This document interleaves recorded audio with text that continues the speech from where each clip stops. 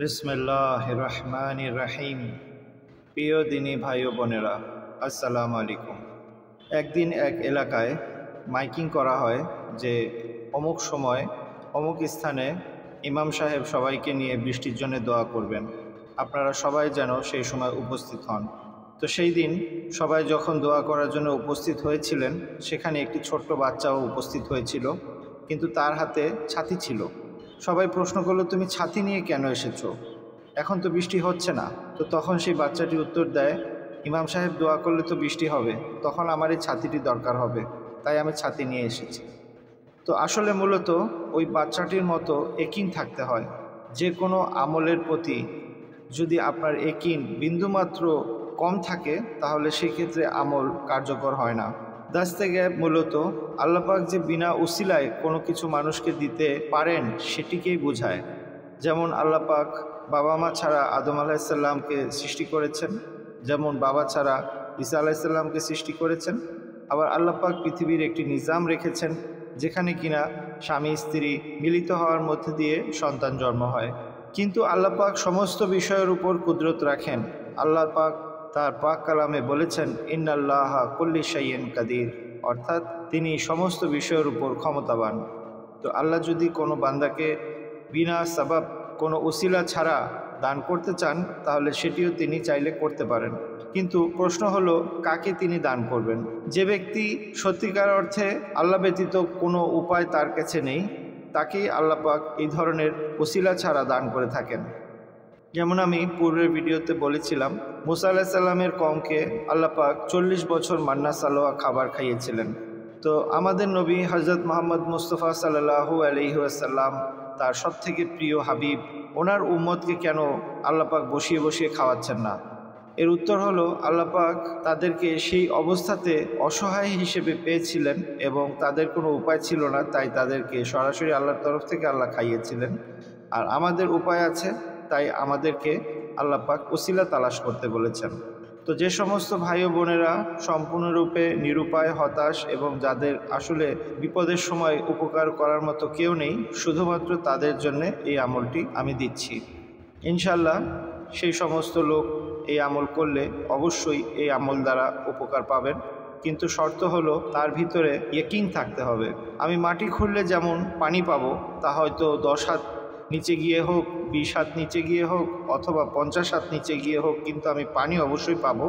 সেরকম ইয়কিন থাকতে হবে আমলের প্রতি, যে আমল আমি যে করছি এতে অবশ্যই আমি ফায়দা পাবো। হয়তো 2 দিন দেরি হবে, কিন্তু আমি এর ফায়দা অবশ্যই পাবো। এই ধরনের ইয়কিন থাকলে এই আমল দ্বারা ফায়দা হয়। এই আমলের কিছু শর্ত আছে, যেমন 5 ওয়াক্ত নামাজ তাকে পড়তে হবে এবং কোনো অবস্থাতেই নামাজ কাজা করা যাবে না। দ্বিতীয় শর্ত হলো হালাল রিজিক তাকে খেতে হবে, কোনো অবস্থাতেই সন্দেহযুক্ত খাবার তিনি খেতে পারবেন না। এই আমলটি 27 দিন করতে হবে।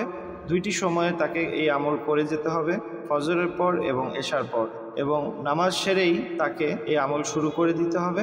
ফজরের পর এবং এশার পর যখন তিনি নামাজ পড়বেন, তখন তিনি যেন এমন স্থানে নামাজ পড়েন যেখানে তিনি ব্যতীত আর কেউ নেই, অর্থাৎ নীরবতা যেন থাকে। কোনো কোলাহল বা কোনো পেরেশানির মধ্যে থেকে এই আমল করলে হবে না। একই সময় একই স্থান এবং নীরবতা এই আমলের জন্য খুবই খুবই জরুরি। তো এই হলো এই আমলের বেসিক কিছু শর্তাবলী, যা একজন মানুষকে অবশ্যই মানতে হবে। আর তারপরে আসুন আমরা জেনে নেই আমলটি কিভাবে করতে হবে। প্রথমে আউযুবিল্লাহ এবং বিসমিল্লাহ সহ 3 বার সূরা ফাতিহা পড়তে হবে। তারপর 40 বার দুরূদ শরীফ পড়তে হবে। আপনি চাইলে যে কোনো দুরূদ শরীফ পড়তে পারেন, তবে সর্বোত্তম হলো দুরুদে ইব্রাহিমি। আর যদি ছোট দুরুদ পড়তে চান, তাহলে দুরুদে খিজরি আপনি পড়তে পারেন। 40 বার দুরূদ শরীফ পড়ার পর আপনাকে আল্লাহ পাকের পাক কালামের একটি আয়াত আপনাকে পড়তে হবে 21 বার, যা কিনা সূরা তালাকের আয়াত, ওমাই ইয়াত্তাকিল্লাহা থেকে শুরু করে ইয়াহতাসিব পর্যন্ত। আমি স্ক্রিনে দিয়ে দেব, আপনারা সেখান থেকে দেখে নেবেন। এটা সূরা তালাকের 2 এবং 3 নম্বর আয়াতের অংশ।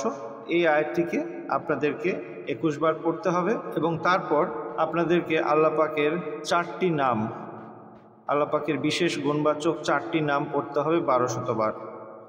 আর সেটি পড়তে হবে এভাবে, আল্লাহ পাকের 4টি নাম হলো ইয়া করিমু, ইয়া ফাত্তাহু, ইয়া রাজ্জাকু, ইয়া ওয়াসিউ। এই 4টি নাম একবার পড়ার মধ্যে দিয়ে একবার পড়া হলো, এভাবে করে আপনাকে 1200 বার পড়তে হবে এবং তারপরে 100 বার আপনাকে দুরূদ শরীফ পড়তে হবে। শুরুতে যেই দুরূদ শরীফ পড়েছিলেন শেষেও সেই একই দুরূদ শরীফ পড়বেন এবং তারপর আপনাকে অন্তত 3 মিনিট আল্লাহর কাছে দোয়া চাইতে হবে। প্রতিদিন আপনাকে একই দোয়া করতে হবে, দোয়া চেঞ্জ করা যাবে না। তাই সেজন্য সবথেকে উত্তম হয় কোনো কাগজে আপনি আপনার দোয়াটিকে লিখে নিন, সেই কাগজটি সহ হাত তুলে 3 মিনিট আল্লাহর কাছে সেই একই দোয়া বারবার আপনাকে চাইতে হবে এবং প্রতিদিন চাইতে হবে। 3 মিনিট হাত তুলে দোয়া করার পর পুনরায় আপনাকে সেজদায় গিয়ে অন্তত 1 মিনিট সেই একই দোয়া আপনাকে বলতে হবে। তো এভাবে করে ফজরবাদ এবং এশাবাদ আপনাকে করে যেতে হবে। কোনো অবস্থাতেই যেন আমল মাঝখানে বন্ধ না হয়। আপনাকে 27 দিন টানা এই আমলটিকে করে যেতে হবে। কোনো অবস্থাতেই কোনো এক ওয়াক্তের আমল ছাড়া যাবে না। তো এই হলো আমল। এখন আসুন এই আমলটি যেন দ্রুত কার্যকরী হয়। আমি আমার যে ওস্তাদের থেকে আমল সম্পর্কে জেনেছি, সেই ওস্তাদ যতজন মানুষকে এই আমল দিয়েছিলেন তাদের অধিকাংশ মানুষেরই 21 দিনের মধ্যে তাদের যত রকম আর্থিক সমস্যা ছিল তা দূর হয়ে যায়। যাদের ঋণ ছিল তাদের ঋণ মুক্ত হয়ে যায়, যাদের পেরেশানি ছিল টাকা পয়সা নিয়ে তাদের পেরেশানি দূর হয়ে যায়। মোট কথা আর্থিক যে কোনো সমস্যা সমাধান হয়ে যায় ইনশাল্লাহ 21 দিনের মধ্যে। কিন্তু তারপরও 27 দিন আমলটি করে যেতে হয়। আর 27 দিন হয়ে যাওয়ার পর আল্লাহ পাকের এই মোবারক এসএমগুলো পূর্বে পরে বেজোড় সংখ্যায় দুরূদ শরীফ এবং মাঝখানে 100 বার আজীবন পড়ে যেতে হবে। বেজোড় সংখ্যায় দুরূদ শরীফ আর আয়াতটিকে 7 বার পড়ে যেতে হবে। এভাবে করে যতদিন বেঁচে আছে ততদিন করে যেতে হবে। তবে আমি এই আমলের পাশাপাশি আরও কিছু গুরুত্বপূর্ণ তথ্য আপনাদেরকে দেব, যা এই আমলের তাসিরকে আরও দ্রুত করে দিবে এবং দ্রুত আপনারা এর থেকে ফল পাবেন। আমাদের মাঝে অনেকেই আছেন যারা বিড়ি, সিগারেট, জর্দা, পান এই ধরনের জিনিসগুলো ব্যবহার করেন, পাশাপাশি বিভিন্ন রকম ওজিফা আমল করেন। কিন্তু আসলে আল্লাহ পাকের প্রত্যেকটি ইসম, আল্লাহ পাকের কালামের প্রত্যেকটি হরফে যে মক্কেলাতগুলো আছেন আল্লাহ পাক তাদেরকে ইতোমধ্যেই মামুর করে রেখেছেন এই এসএমগুলো অথবা এই আয়াতগুলো যে পড়বে তাকে সাহায্য করার জন্য।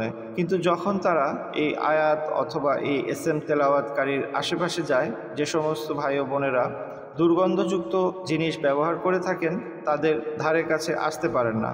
আর আসতে না পারার কারণে তাদের ব্রেন ওয়েভ থেকে যে ইনটিউশনগুলো বের হয় তাদের কি নিয়তে তারা আমলটি করছে তা তারা বুঝতে পারেন না, আর তাই তারা তাদেরকে সাহায্যও করতে পারেন না, আর এভাবে করে তার আমল বৃথা হয়ে যায়। তবে আজকে আপনাদেরকে কিছু গুরুত্বপূর্ণ টিপস দেব, যেগুলো আপনি মানলে পরে আপনার আমল দ্রুত কবুল হবে। পাশাপাশি আপনি যেই নিয়তে বসবেন সেই আমলটি অবশ্যই আপনার জন্য কার্যকরী হবে। প্রথমত, এই ধরনের বদভ্যাস থাকলে তাকে ত্যাগ করতে হবে।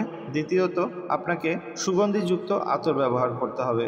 সুগন্ধিযুক্ত আতর বেশি থেকে বেশি ব্যবহার করলে আপনার রুহানিয়াত খুব দ্রুত মানুষ হয়ে যায় এবং আপনার খুব কাছাকাছি আসে, এবং আমল করা অবস্থায় তো অবশ্যই আতর দিয়ে বসলে সেটা আরও অনেক বেশি কার্যকরী হয়। সর্বাবস্থায় অজুর হালতে থাকতে পারলে আমল দ্রুত কবুল হয়। পাশাপাশি আমল যেন আরও দ্রুত কবুল হয় সেজন্যে চলতে ফিরতে উঠতে বসতে অজু বা অজু আল্লাহ পাকের একটি এসএম আছে, ইয়া খাবিরু, এটি আপনি পড়তে পারেন। যত বেশি পড়বেন তত বেশি রুহানিয়াত হবে, যত বেশি রুহানিয়াত হবে তত দ্রুত আমল কবুল হবে। আরেকটি গুরুত্বপূর্ণ বিষয় হলো আসরের নামাজ পড়ে সেই একই স্থানে বসে মাগরিব পর্যন্ত আপনি যদি দুরূদ শরীফ পড়তে পারেন তাহলে আপনার আমল কবুলিয়াতের জন্য অনেক বেশি এই দুরূদ শরীফ কার্যকরী হবে। পাশাপাশি আপনি যদি তাহাজ্জুদে উঠে 4 রাকাত নফল নামাজ পড়ে এই আমল কবুলিয়াতের নিয়তে 4 রাকাত নফল নামাজ পড়ে আল্লাহর কাছে কান্নাকাটি করেন তাহলে আমল কবুলের জন্যে তা আরও বেশি কার্যকরী হয়। জুমার দিন যত বেশি থেকে বেশি দুরূদ শরীফ পড়বেন তা আমল কবুলিয়াতের জন্য অনেক বেশি কার্যকরী হবে। প্রত্যেক নামাজের পর অথবা যে কোনো নামাজের পর সেজদায় গিয়ে আল্লাহর কাছে যদি কান্নাকাটি করেন আপনার আমল কবুলিয়াতের জন্যে, তাও আমল কবুলিয়াতের জন্যে বিশেষ কার্যকরী হবে। এই কিছু বিষয় ছিল যা আপনার আমলকে অনেক দ্রুত বাস্তবায়ন করতে সাহায্য করে। তো আমলের পাশাপাশি যদি এই কাজগুলো আপনি করতে পারেন তাহলে ইনশাল্লাহ আশা করা যায় আপনার আমল অনেক দ্রুত কবুল হবে। নতুন চাঁদ উঠছে, আগামী বুধবার দিন গিয়ে যে রাত হবে সেই রাত এই আমল শুরু করার জন্য অনেক উপযুক্ত। আপনারা চাইলে যারা আর্থিক সমস্যার জন্য কোনো আমল করছেন এবং 40 দিন অতিবাহিত হয়ে গেছে তারা চাইলে সেই আমল বাদ দিয়ে এই আমল করতে পারেন, কিন্তু অন্য কোনো আমল 40 দিনের কম করে আপনি এই আমলে আসলে সেটা আপনার জন্য মঙ্গলজনক হবে না। তো এই আমলটি করে ইনশাল্লাহ আপনারা অবশ্যই ফায়দা পাবেন। কিন্তু যারা 5 ওয়াক্ত নামাজ সময় মতো পড়া এবং অন্যান্য যে শর্তাবলীগুলো বলা হলো সেগুলো যদি মানতে না পারেন তাহলে আমলটি না করাই উত্তম হবে। তো আমাদের মাঝে অনেক ভাই ও বোন আছেন যাদের সত্যিকারের অসহায়তা, তারা বলতেও পারেন না, কারো কাছে চাইতেও পারেন না। দয়া করে আপনার পরিচিত এমন কোনো ভাই বা বন্ধু যদি থাকেন তাদের কাছে ইমানি দায়িত্ব মনে করে এই আমলটিকে পৌঁছে দিবেন। আমার জন্য দোয়ার দরখাস্ত। আসসালামু আলাইকুম ওয়া রাহমাতুল্লাহি ওয়া বারাকাতুহু।